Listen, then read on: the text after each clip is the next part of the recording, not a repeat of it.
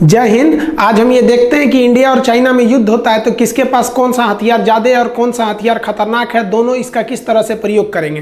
तो सबसे पहले हम ये देखते हैं कि इंडिया और चाइना के बीच में दोनों की आर्मी की रैंकिंग कितनी है।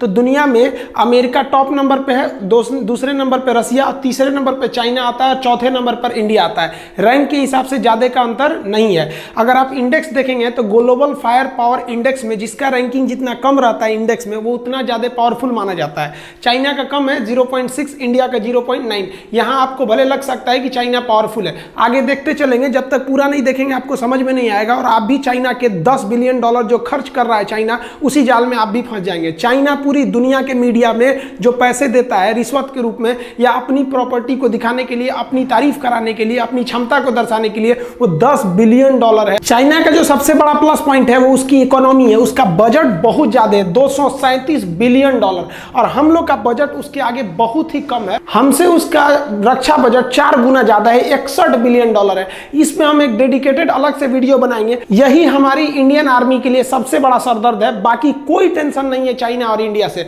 आगे देखिए, लेकिन ऐसा नहीं है कि चाइना के पास बहुत ज्यादा है, उसके पास कुछ कर्ज भी है। $1.5 ट्रिलियन उसके पास कर्ज है, विदेशी कर्ज, और भारत के पास $0.5 ट्रिलियन कर्जा है। तो उसका पैसा ज्यादा खर्चा कर रहा है, 4 गुना, तो हमसे 3 गुना ज्यादा कर्जा भी ले रखा है। लेकिन चाइना का व्यापार इतना ज्यादा है कि उसके पास विदेशी मुद्रा 3000 ट्रिलियन है, और हमारे पास विदेशी मुद्रा जो है, फॉरेन मनी जो रिजर्व में रखा गया है, वो केवल 400 ट्रिलियन है। तो उसके पास व्यापार से ज्यादा फायदा होता है। लेकिन यहाँ युद्ध में हमको मेन ज्योग्राफिकली समझना है कि किसको ज्यादा बेनिफिट होने वाला है। देखिए, चाइना का ये वाला जो स्टेट है, ये तिब्बत है, इसको उसने कब्जा किया। इसकी सबसे बड़ी खराबी ये बहुत ज्यादा हाइट पे है। और ये वाला इधर वाला राज्य सिंजियांग, यहाँ पर मुस्लिम बहुल्य क्षेत्र है जिस पर चाइना काफी अत्याचार करता है, तो इधर से ज्यादा सपोर्ट मिलने वाला नहीं है। लेकिन ये तो उसके अंडर में आता है। इसकी सबसे बड़ी समस्या क्या है, यहाँ इतना भयानक हाइट है कि जहाज यहाँ उतना अच्छा से काम नहीं कर पाते हैं। अभी समझाएंगे हाइट की वजह से जहाज अच्छा क्यों नहीं काम कर पाते हैं सब।